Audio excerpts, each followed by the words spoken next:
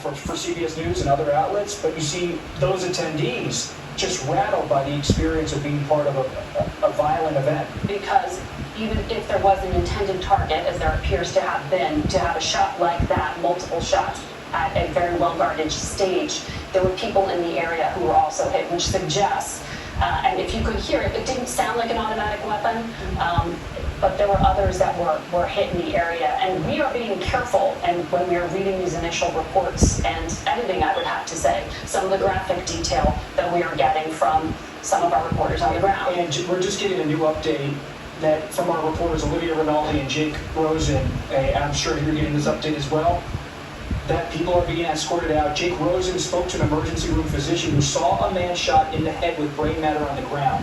That's according to an ER physician performed CPR, but he did not.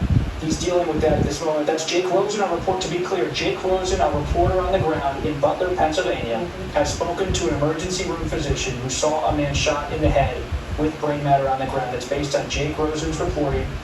Jake looked at the camera after the incident, saw blood coming from Trump's ear in some way, his neck. Jake was on the scene. He was our reporter on the scene. Scott McFarland, who has been on the ground doing excellent reporting as well, heard, in his view, 8 to 10 explosions based on his reporting. He said the crowd ducked based on his reporting, and it was hit the ground when a popping sound occurred.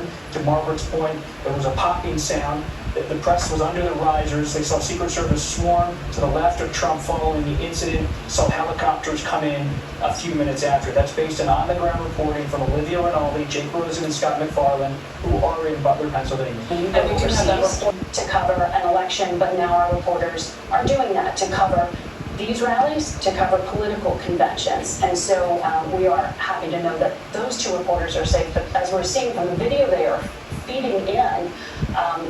I just watched one of the videos Jake Rosen sent in, and he's talking to attendees who are clearly traumatized. And one gentleman, I'm sure we'll have it soon here at CBS News on Air, had a shirt that clearly had blood on it in some capacity. And so you're seeing reporters doing their jobs for election, but now our reporters are doing that to cover these rallies, to cover political conventions. And so we are happy to know that those two reporters are safe. But as we're seeing